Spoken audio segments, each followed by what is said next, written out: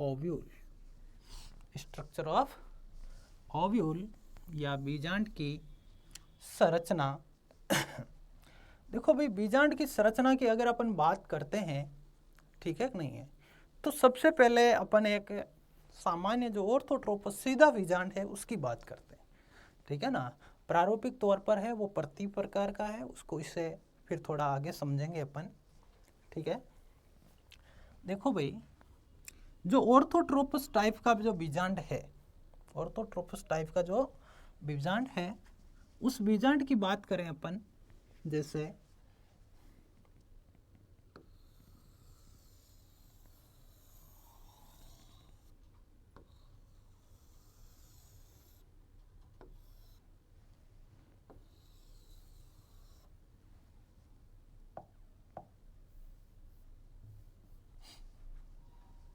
ठीक है। अब देखो इसमें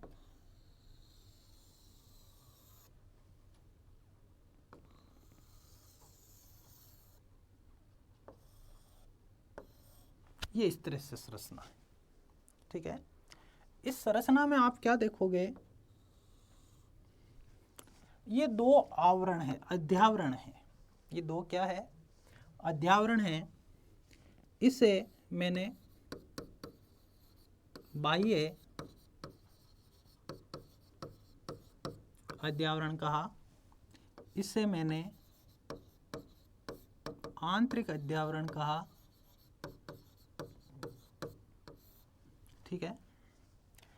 ये जो अंदर का जितना भी जो भाग है, ये बीजांड, इस बीजांड का शरीर है। शरीर का मतलब काय, काय का अर्थ होता है शरीर। तो ये अंदर का जो भाग है वो क्या है, बीजांड काय है, जिसे इंग्लिश में कहते हैं न्यूसिलस। क्या कहते हैं इसे, न्यूसिलस, ठीक है। और इस भाग के अंदर यहां देखें एक छिद्र है, ये एक छिद्र है। इस छिद्र को कहें हमने, नाम दिया बीजांड द्वार। क्या नाम दिया, बीजांड द्वार। और यहाँ एक थैले जैसी स्ट्रक्चर है, सैक टाइप। कैसी है, एक सैक या थैले टाइप स्ट्रक्चर है। उस स्ट्रक्चर के अंदर ये 3 सेल इधर है, 2 केंद्रक की 1 सेल इधर है और 3 सेल इधर। इस संरचना को नाम दिया गया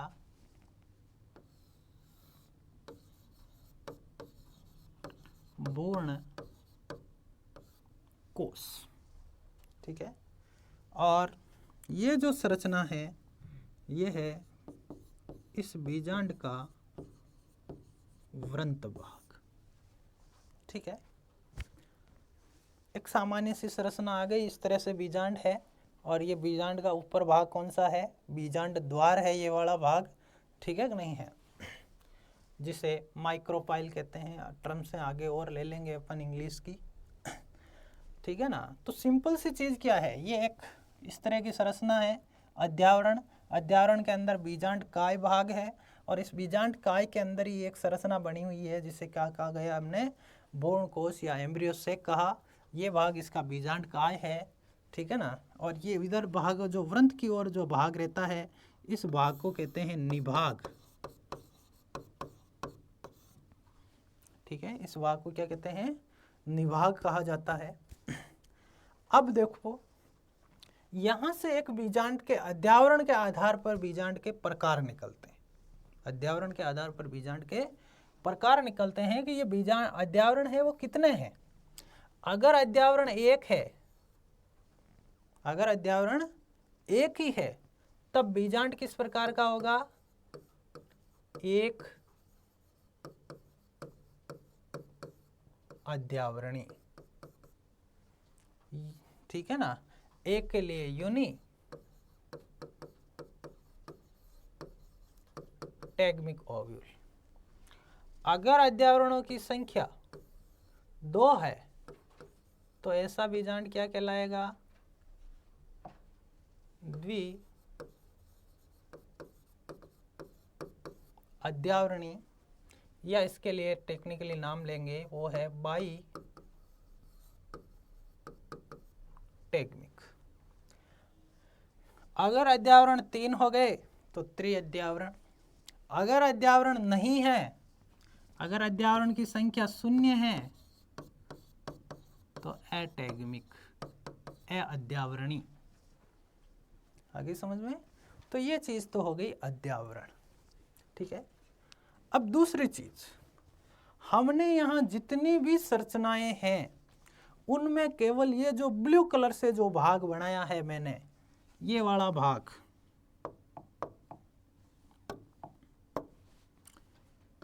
ये अगुणित है इसका। ये कैसी है? अगुणित, क्योंकि हम आवर्तबीजी पादप पढ़ रहे हैं। आवर्तबीजी पादप होते हैं वो मुख्य पादप होते हैं, वो द्विगुणित होते हैं। केवल इस बीजांड का ये पूर्ण कोश वाला भाग है, इसकी जो कोशिकाएं हैं वो कैसी है? अगुणित प्रकार की है। हालांकि इसमें ये जो बीच वाली जो ध्रुवीय कोशिका है, ठीक है ना, इसमें 2 केंद्रक होते हैं, अगुणित अगुणित, लेकिन द्विगुणित नहीं हो पाते, द्विकेंद्रक ही है, ठीक है ना। और बाकी ये सारी की सारी चीजें हैं, चाहे ये अद्यावरण है, ये भी कैसी होती हैं? 2n। बीजांड काय है वो भी कैसा होता है? द्विगुणित। निभाग है वो भी कैसा होता है? 2n।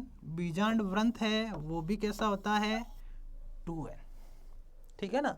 केवल अर्धसूत्री विभाजन के द्वारा केवल बनने वाली संरचना है तो वो है पूर्ण कोश। बहुत कॉन्सेप्ट क्लियर रखना यहाँ, आगे हर चीज इसी पे घूमने वाली है, ठीक है ना। आगे जो अपन जो पढ़ेंगे, बहुपूर्णता है या और कोई दूसरी निषेक बीजता है या और कोई दूसरी जो चीज़ें पढ़ेंगे, अगुणित गुण बनेगा या द्विगुणित बनेगा, कैसे बनेंगे, तो उन सब के निर्धारण के लिए ये कॉन्सेप्ट आपके पास में होना बहुत ज़रूरी है।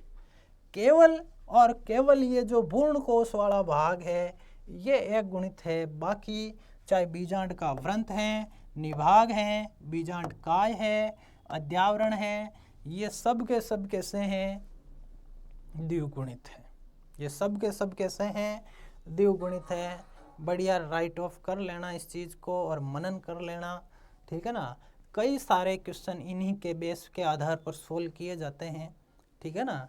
इसलिए आपको मैं पहले से ही बता देता हूँ, इस चीज़ के अंदर कभी भी आप कोताही ना बरतें, ये इसका कॉन्सेप्ट फॉर्मेशन है, ठीक है। अब अपन पढ़ते हैं एक सामान्य, एक प्रारूपिक बीजांड की संरचना। ये वाला जो बीजांड है इसका मैं आगे अपन जो प्रकार पढ़ेंगे उस प्रकार का मैं नाम आपको यहीं बता देता हूँ, यह है रिजु प्रकार का बीजांड। कौन सा है? रिजु या ऑर्थोट्रोपस बीजांड है। कौन सा प्रकार है ये?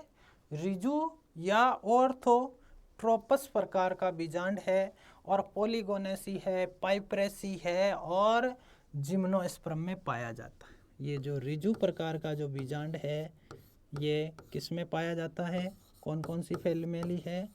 पॉलीगोनेसिकुल, पाइप्रेसिकुल, ठीक है ना, और तीसरा है जिम्नोस्पर्म में।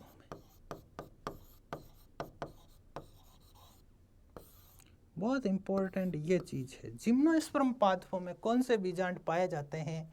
वो है ऑर्थोट्रोपस और या रिजु बीजांड। और यहाँ एक और टर्म्स बता देता हूँ, साइकस का जो बीजांड होता है, किसका? साइकस का जो बीजांड होता है वो पादप जगत में सबसे बड़ा बीजांड है। उसको आप नग्न आंखों से देख सकते हो। नग्न आंखों से मतलब ये जो आपको नोक दिख रही है ना, ये इतनी बड़ी, इतना बड़ा बीजांड होता है और खुला लगा रहता है पादप पे, जैसे बीज लगे रहते हैं ना वैसे लगा रहता है ये, ठीक है नहीं है। तो ये साइकस का जो बीजांड है वो सबसे बड़ा बीजांड है। साइकस का जो बीजांड है वो क्या है? सबसे बड़ा है। इसके अंदर साइकस में सबसे बड़ा बीजांड है। बहुत इम्पोर्टेंट टर्म्स है, याद कर लेना। क्वेश्चन आने की बहुत अच्छे संभावनाएं बनती है इसमें। ऐसे भी क्वेश्चन घुमा करके देखे जा सकते हैं। सबसे बड़े बीजांड किस प्रकार के होते हैं? तो सबसे बड़ा बीजांड साइकस में है। साइकस क्या है? जिम्नोस्पर्म में है। जिम्नोस्पर्म बीजांड किस टाइप्स के हैं? वो है रिजु बीजांड। ठीक है ना। मैंने पहले आपको रिजु इसलिए बताया क्योंकि हम इसको प्रतीप को इससे आसानी से हम क्या कर सकते हैं, कन्वर्ट करके पढ़ सकते हैं। ठीक है, राइट डाउन कर लेना। ठीक है, अब अपन पढ़ते हैं एक प्रारूपिक बीजांड की संरचना। एक प्रारूपिक बीजांड की संरचना देखो भाई,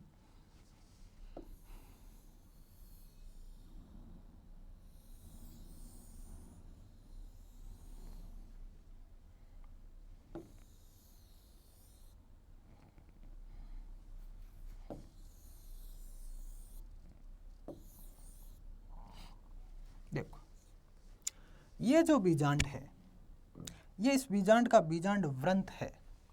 अगर मैं इस बीजांड की इस सतह को, ये वाली जो सतह है, मैं इसे लाल से बना रहा हूं, इस सतह को मैं ए सतह कहूं और दूसरी जो सतह है इसे मैं ब्लू कलर से बना दूं, इधर वाली जो मेरे राइट हैंड की तरफ है, इस सतह को मैं बी सतह बता दूं आपको। ठीक है, अब एक चीज देखो कि अगर इन दो सतहों में से इस ए सतह की कोशिका में वृद्धि या विभाजन बहुत कम नहीं बहुत ज़्यादा हो और बी सतह की कोशिकाओं में विभाजन बहुत ही कम हो, कहने का मतलब इसमें एक कोशिका एक बार विभाजन हो रही है, इधर वाली कोशिका 50 बार विभाजन हो गई, तब क्या होगा, इधर वाला ये जो पोर्शन है इसकी जो ग्रोथ है वो क्या होगी, ज़्यादा होगी। ज़्यादा होगी तो ये बीजांड किधर मुँह घूमेगा, ये इस तरह से घूमेगा। जैसे ये बीजांड इस तरह से है तो ये बीजांड इस तरह से, इधर वाले में ग्रोथ नहीं हो रही, इधर वाले में ग्रोथ हो रही, तो ये ग्रोथ करेगा तो ये धीरे धीरे बीजांड को कैसे घुमाएगा, इस तरह से। ये आधा तब हो जाएगा अर्ध प्रतीप, और फिर पूरा घूम गया इधर, इसको इस पोर्शन को क्या कर दिया, ऐसे नीचे कर दिया, तब क्या कहलाएगा, प्रतीप। तब क्या कहलाएगा, प्रतीप कहलाएगा। प्रतीप का मतलब होता है उल्टा। प्रतीप शब्द का अर्थ क्या है, उल्टा। ठीक है, तो अब इस बीजांड की संरचना बनाए तो देखो केवल वृंत में फर्क आया है। फर्क किस में आया, केवल वृंत में आया है। तो वृंत में आया है तो इस बीजांड की संरचना इस तरह से हो जाएगी कि जैसे हमने कहा कि ये बीजांड कैसा हो रहा है,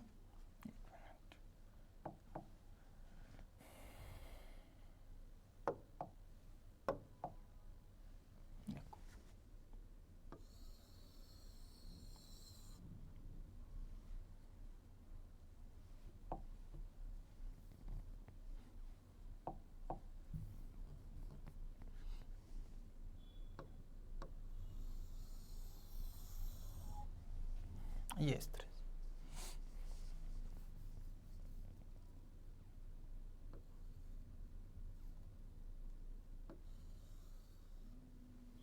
ठीक है, और ये बाहर वाला अध्यावरण, अंदर वाला अध्यावरण, अंदर वाला अध्यावरण, ये बाहर वाला अध्यावरण, और ये वृंत हो गया। ठीक है ना, ये संरचना, ये वाली जो दिख रही है ना, ये वाली संरचना मैंने बना थी। ठीक है,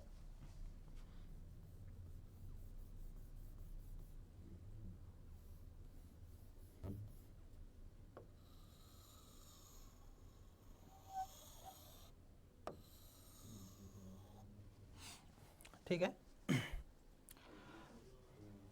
ये बीजांड द्वार हो गया। ये जो बीजांड द्वार ऊपर था, अब ये कहाँ आ गया, नीचे आ गया।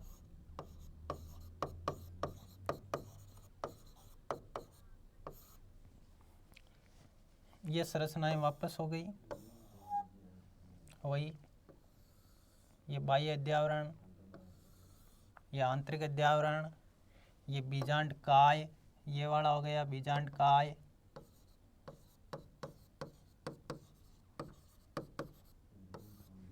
ठीक है। ये बोर्न कोश है, तो ये बोर्न कोश कहाँ आ गया, इस जगह पर आ गया, ठीक है ना। मतलब इस डायग्राम को जस्ट क्या कर रहे हैं अपन, उल्टा बना रहे हैं और केवल इस वृंत को इस तरह से जोड़ रहे हैं ये वाला पोर्शन से, और अपन कुछ नहीं कर रहे हैं, ठीक है ना।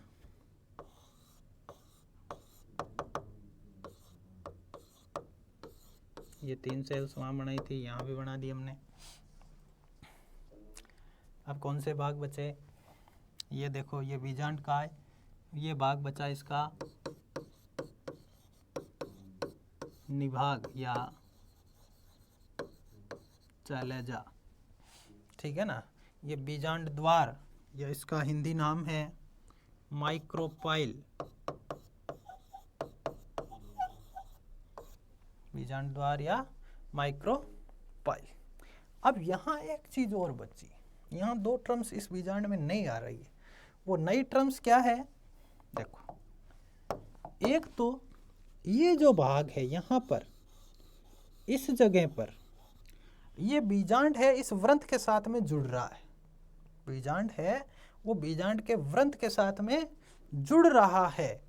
तो इस संरचना को, बहुत इंपॉर्टेंट टर्म्स है, इस संरचना को कहा हाइलम, हाइलम कहें,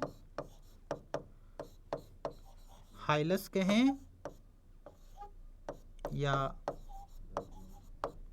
नाभिका कहें, ठीक है। बहुत इंपॉर्टेंट टर्म्स है, कई बार एग्जाम में क्वेश्चन आ चुके हैं, आरपीएससी के क्वेश्चन में भी आए गए हैं, ठीक है ना, कि बीजांड वृंत और बीजांड जिस स्थान पर जुड़ते हैं वो स्थान क्या कहलाता है, हाइलम या हाइलस या नाभिका कहलाता है, ठीक है। अब एक दूसरी चीज कि जैसे ये बीजांड है और इस बीजांड पर ये बीजांड का वृंत चिपका हुआ है, ठीक है ना। अगर आप कल्पना करें कि ये एक संरचना है, गोल संरचना बॉल जैसी, और इस पर मैं एक ये संरचना ला करके चिपका देता हूँ, चिपकाऊंगा तो भी ये भाग क्या रहेगा, थोड़ा ऊपर रहेगा।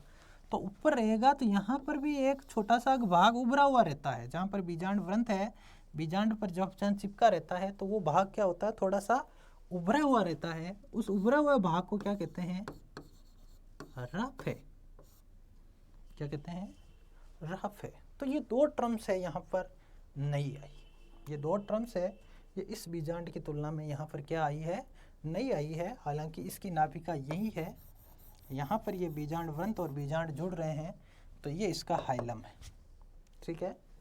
तो ये जो इस तरह का जो बीजांड है, ये जो इसका बीजांड है वो कैसा है, प्रतीप प्रकार का बीजांड है।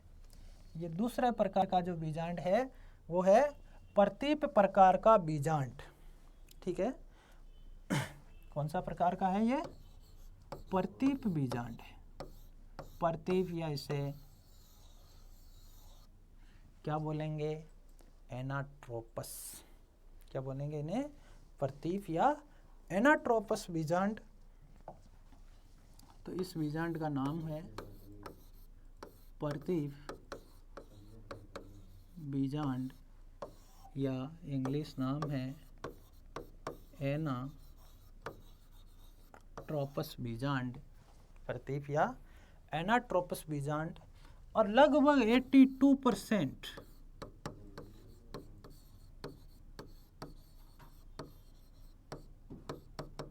पादप कुलों में, किसमें पाया जाता है, 82% जो पादप प्लांट फैमिलीज है उन फैमिलीज के अंदर प्रतीप प्रकार का जो बीजांड है वो पाया जाता है, ठीक है ना। इसलिए इसे एक प्रारूपिक बीजांड कहा गया, इसलिए इसे क्या कहा गया, एक प्रारूपिक, एक प्रारूपिक बीजांड है। एग्जाम में कई बार क्वेश्चन आते हैं, बीजांड का कौन सा प्रकार है एक प्रारूपिक होता है, या एक प्रारूपिक प्रकार के बीजांड किस प्रकार का होता है, तो होता है प्रतीप या एनाट्रोपिस टाइप्स का, ठीक है कि नहीं है। और जिसकी संरचना हमने ये पढ़ी। अब हमारे पास में हमने बीजांड के 2 प्रकार पढ़ लिए हैं, हमने बीजांड के यहाँ 2 प्रकार पढ़ चुके हैं हम, पहला ऋजु और दूसरा प्रतीप। हमने अलग से पॉइंट्स नहीं लिए हैं, ठीक है कि नहीं है ठीक है ना। इसमें भी देखें तो ये ब्लू वाला पोर्शन अगुणित, बाकी सारा पोर्शन द्विगुणित, बाकी वाला पोर्शन है वो कैसा है, द्विगुणित प्रकार का है, ठीक है। अब बात करते हैं अपन बीजांड के प्रकार की, बीजांड के प्रकार की, ठीक है ना।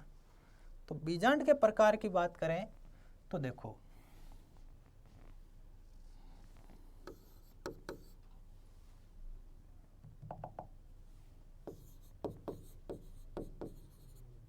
बीजांड के प्रकार या ऐसे कह दें टाइप्स ऑफ ओव्यूल्स, बीजांडों के प्रकार। तो देखो बीजांड को किन किन भागों की स्थिति के आधार पर बांटा गया है। देखो इस डायग्राम को देखो, अगर अपन इसमें मैं एक यहाँ एक रेखा खींचूं, जैसे मैंने एक ये लाइन खींची, ठीक है ना। इस लाइन पे देखो कौन कौन से भाग आ रहे हैं। इस लाइन पे देखो यहाँ आया बीजांड व्रंत, यहाँ आया निभाग, फिर आया बीजांड काय, फिर आया भ्रूण कोश और उसके बाद में आया बीजांड द्वार, ठीक है कि नहीं है। तो ये पहला भाग बीजांड व्रंत, दूसरा निभाग, तीसरा बीजांड काय, चौथा भ्रूण कोश, पांचवा बीजांड द्वार। तो कहने का मतलब इन 5 भागों की सापेक्ष स्थिति के आधार पर बीजांड के कितने हैं, 6 प्रकार बनाए गए। कितने प्रकार बनाए गए हैं, 6 प्रकार बनाए गए हैं इन 5 भागों के आधार पर। तो क्या लिखें, नंबर 1